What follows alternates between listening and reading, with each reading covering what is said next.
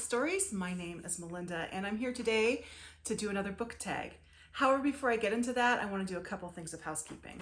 First of all, to those of you who saw my book tag last week where I referred to a video that didn't exist, that was this video the first time I filmed it. It's not good. So I just trashed it and swapped the weeks. So thank you for holding through the confusion with that last video. And this is the video that is replacing the one that was a hot mess. Secondly, I am working on a personal project. I should actually say my daughter and I are working on a personal project. I am very concerned about the news of book bannings in states like Florida and Texas. Books are being taken out of schools. I don't know if they have started attacking public libraries yet, but I'm sure that will be next. I live in a state where there aren't book bannings. The closest thing that every once in a while, like the eastern side of the state, you might get a book that's challenged. But the closest thing that we have to a book banning here are things people saying like The Stand shouldn't be in elementary schools, which is not book banning and is actually also something I agree with. Put it in the middle schools and high schools. But I feel very fortunate to live where I live, but I ache for the children who are going to be denied these books and the teachers who are caught in the crossfire. And I'm sure public librarians will be next. So I was thinking about this and I realized the one place that the governors and legislatures in these states have not yet gone, and I don't think they can go there without really significant blowback. Not to saying that they won't, just saying if they do, there will be very significant blowback, is little free libraries. So my daughter and I are looking for stewards of little libraries in Florida and Texas, or any other state that's dealing with a lot of book bannings, that would like to receive some books from me. If you message me, my contact information is in the description box below and at the end of the video. I have a little form to fill out just to get your information. I will send you 2 to 4 used books. These books will be taken off of like kind of a master list of books that have been banned or challenged. They will be used books because I am not made of money. But this is just something that I feel that I can do, a little bit that I can do to kind of help with this. I do have a virtual friend in Florida who has offered to take some books, and they are planning to distribute them among little libraries in their district, which happens to be represented by Matt Gates. So I'm sending them some really good books. But I would really like to reach out directly to some little free library. I should say little librarians, because I know the term little free library is an actual trademark thing, but little librarians who would be willing and want to maybe put some of these books in their libraries. So if you are a steward of a little library in one of these states, please let me know and we'll figure something out. Or if you know of a steward of a little library in one of these states and you think they might be interested, please pass on my information to them. Thank you. Now, onto the book tag. So today's book tag is the Finish the Book tag, and I was tagged by Kaitlin at Bandy's Books. As far as I know, we don't know who created this tag, so I can't link back to anyone there, but do go check Kaitlin's post out. I will put a link to her doing the book tag, her video for that in the description box below. I am sort of a tracking addict. I track in so many places. So first of all, I have a spreadsheet where I keep all my tracking. I started years ago with my own spreadsheet. And then a few years ago, I purchased like a kind of pre-made spreadsheet from a podcast host that I was listening to at the time. I don't listen to this podcast anymore. And that spreadsheet was not a good fit for me. It had a lot of broken formulas and things like that. But since then, I started listening to the Currently Reading podcast, and I'm a patron of their podcast. And part of that membership is I get access to their tracking spreadsheet, which is on Google Forms, so it's web-based. And that is excellent. So that's my main site for tracking everything that I read. And also, I use it to track my TBR and books I own, books I DNF'd, all those things. Now, in addition to that, there are 2 sites or apps. Well, we'll say there's 4 well, 3 to 4 sites or apps that I use to track my reading. First one is Goodreads, and then the Story Graph, and then I use an app called Bookmaree, and then I'm starting to play around a little bit with the Library Thing. I don't know how much I'm going to stick with Library Thing. I'm using it right now to see if it offers me something that the other ones don't, but we'll see. So Goodreads, I would actually get rid of Goodreads except for 2 things. First of all, at this point in time, the social side of it and the user friendliness of it is better than StoryGraph. However, I honestly think that will change in the future. I think that StoryGraph is constantly improving and Goodreads really isn't. So I think that StoryGraph will overtake that soon. Secondly, if I want to benefit an author, shelving a book on the StoryGraph and reviewing it on the StoryGraph actually doesn't do anything for them. However, shelving a book on Goodreads, even if I shelve it on my DNF shelf, shelving a book on Goodreads and reviewing it on Goodreads, even if it's a negative review, actually does benefit the author. Goodreads is owned by Amazon. All that data and the activity of a book that a book has on Goodreads is rolled into the information they use to decide on marketing.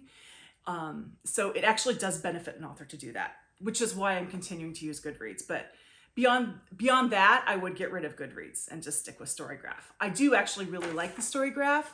It took me a little while to get used to it. As I said, it's not quite as user-friendly as Goodreads at this point, but it is improving, and I think that it will overtake Goodreads at some point. And there's the part of me that would also like it to have that influence that Goodreads has. But then there's a part of me that says, no, maybe I don't want it to have it because I don't want it to be owned by something like Amazon or something like that. I don't want it to be commodified. Bookmaree is a new app. I only discovered it a couple months ago. And I only use it, like I track my reading time, and then that's where I put my notes, my reading notes, if I take notes on what I'm reading in that, because it's easy to pull up. So each of those things kind of offer something different for me. And then as I said, I'm trying out Library Thing. We'll see where I go with that. At this point, I don't really have a feeling on it yet, but we'll see. So yes, the answer to that question is yes. I do keep track of the books that I have read. So this actually is pretty much determined by that tracking spreadsheet that I get from the Currently Reading podcast. It tracks a lot of information and it does it very well. So we have our general information, which is the title, the author, the publisher, the publishing date, and the format that I read it in, so print, digital, or audio, and where I got the book. It includes where I got the book and if I purchased it, how much I paid for it. And then it has some like reading info, which is the day I started it, the date I finished it, the number of pages, and it will work out what my average number of pages a day were, what I rate it. And then it tracks information specific to the book or the author. I have the list down here, so that's why I keep looking down. So the audience, is it an adult book, young adult, middle grade, things like that. The genre, the feel, the vibe of the book, like is it a spooky book or is it a bittersweet book or is it a funny book, that sort of information. The author's nation of origin, which I actually really like. I like to read authors from various parts of the world. So it might be an author who lives in the United States, but they were born and they grew up in Iran. So I would track that as being an Iranian author. And I do try, it actually will give me a little map and fills it in. So I'm trying to fill that map in. Any kind of representation for diverse voices and what that representation is, as well as LGBTQ representation, the author's gender, male, female, non-binary, multiple authors, that sort of information. And then also we'll record, I can put in like where I heard about this book, what the recommendation source was. And then it will also figure out what my most successful recommendation sources have been. And then I can, there's a space for me to put in my thoughts on that. So that's all the information that I track on it. Oh, and I also added to that sheet, I added a sheet that calculates how many books I own and how that changes. And I am actually going to talk about that in a later video, but that's something that I have added to that particular tracking spreadsheet. I do give star ratings because that is sort of the currency of rating. When you think about things like Goodreads or the story graph. But the truth of the matter is, usually what I do, I give a rating in one of two ways. First, lots of times it's just a gut feeling. And then I don't think in terms of stars. I think in terms of letter grades. So A+, A, B+, B, and I'm gonna put, I think on this side, how that breaks down as far as stars. And if you notice, that only goes up to 4.5 stars. A 5-star rating is not something that I give out lightly. It's very rare that I'll give a 5-star rating. I have only given one so far this year, although I think a second is coming.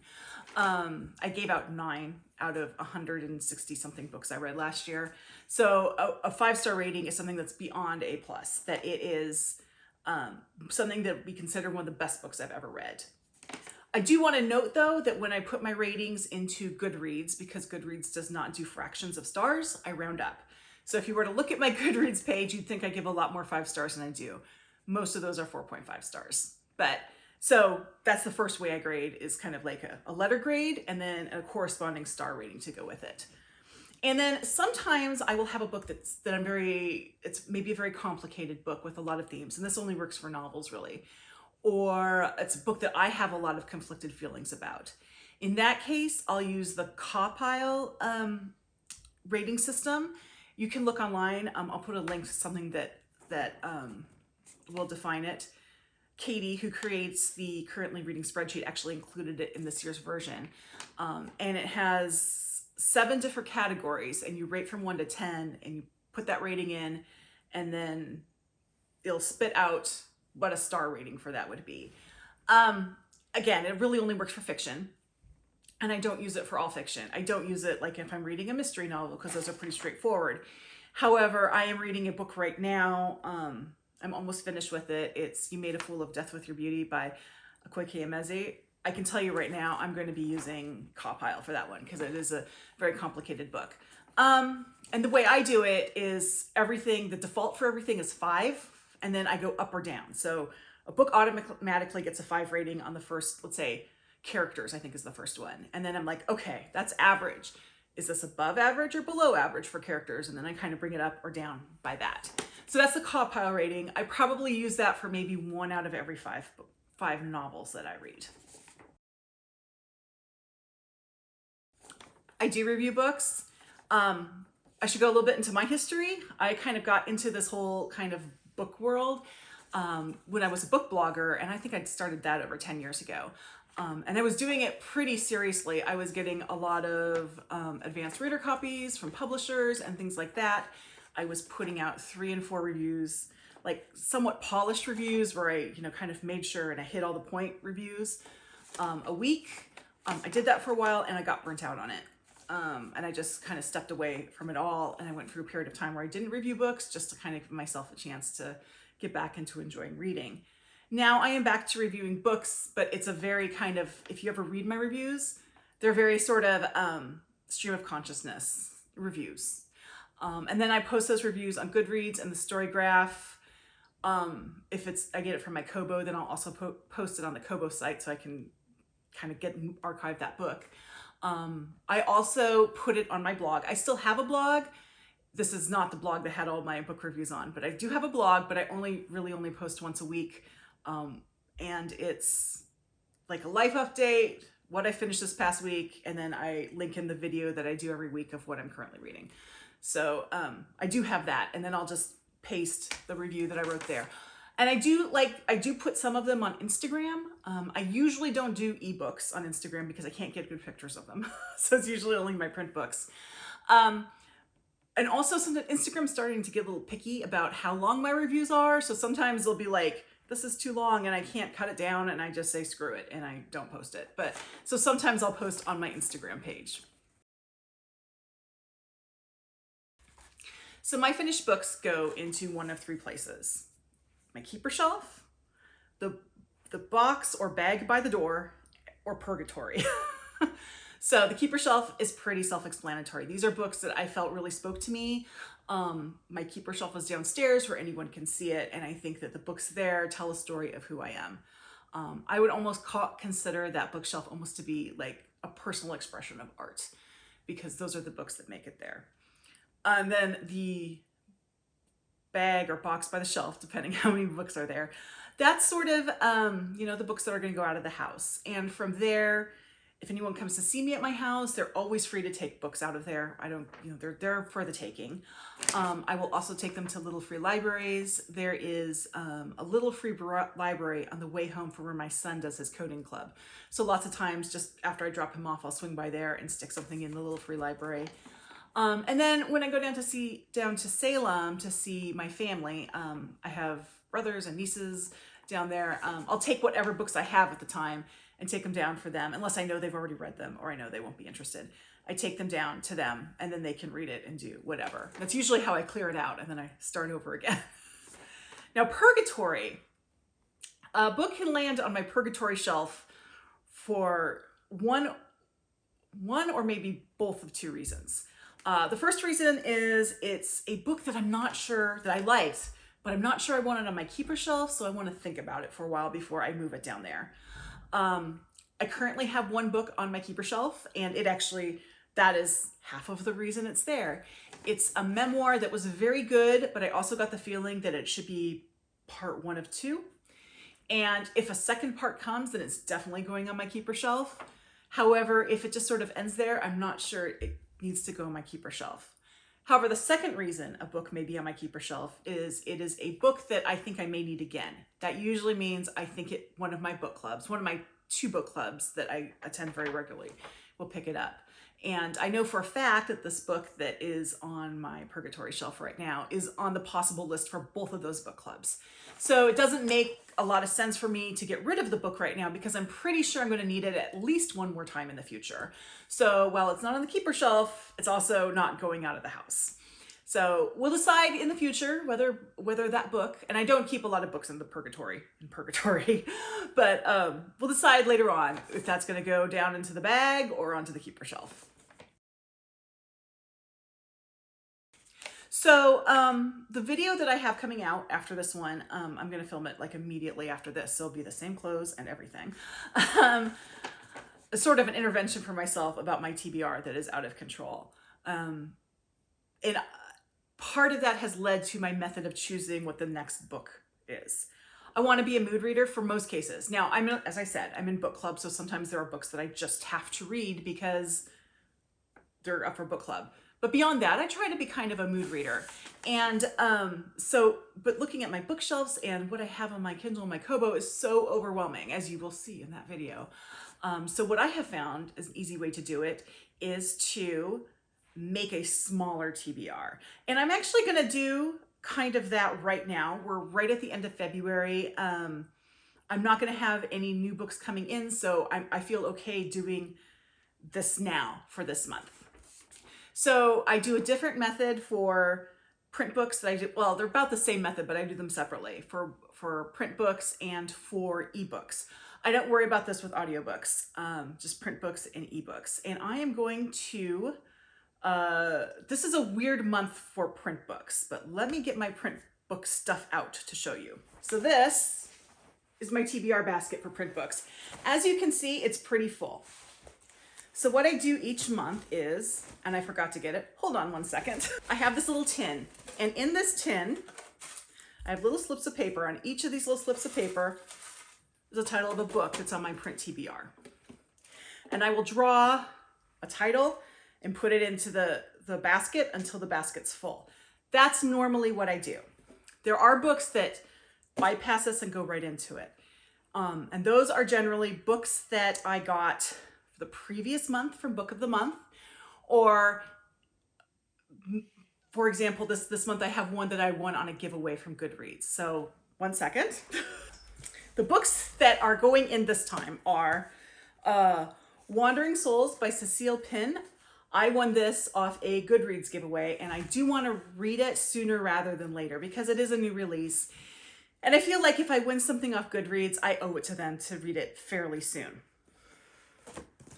And then in February, this month, I got 2 books from Book of the Month, which I never do. I don't know why I did it this month.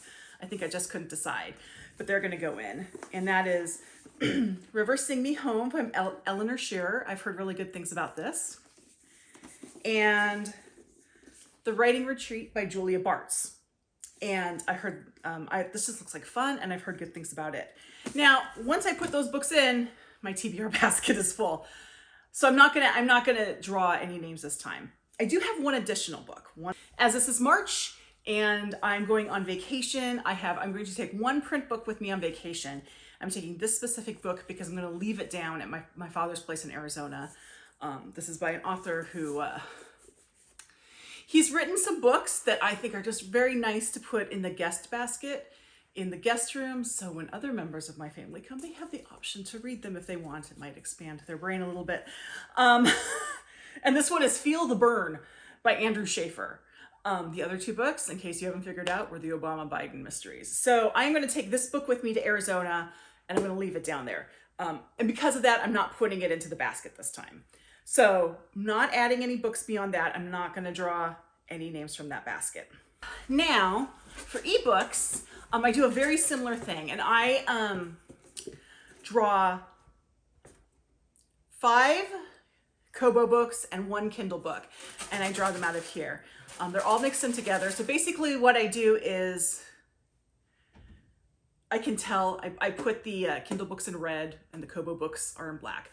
I do this until I have 5 Kobo books, but I will probably have more than 1 Kindle book at that time. So once I have my 5 Kobo books, I choose which Kindle book I want to keep.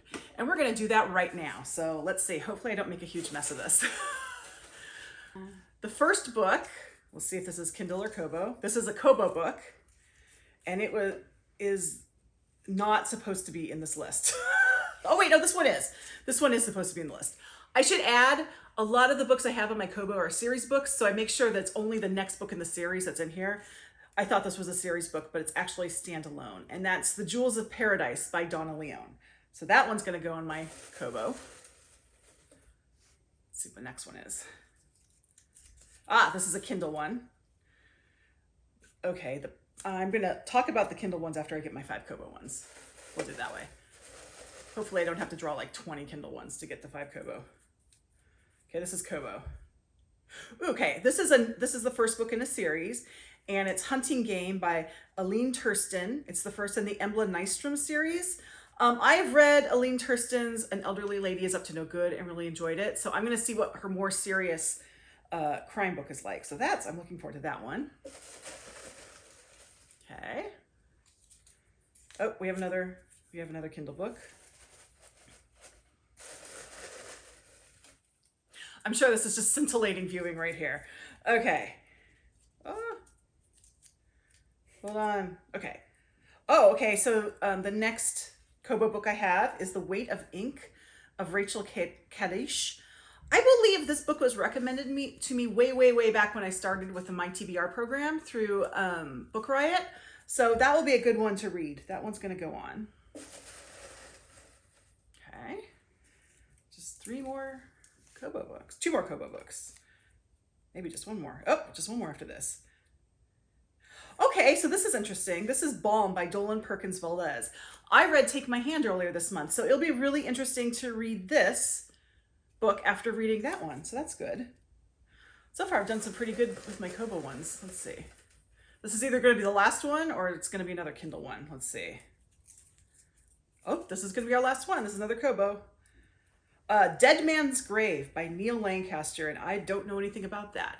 So those are my 5 Kobo books. My 2 Kindle possibilities are The Paris Architect by Charles Belfleur and The Rebellion of Jane Clark by Sally Cabot Gunning.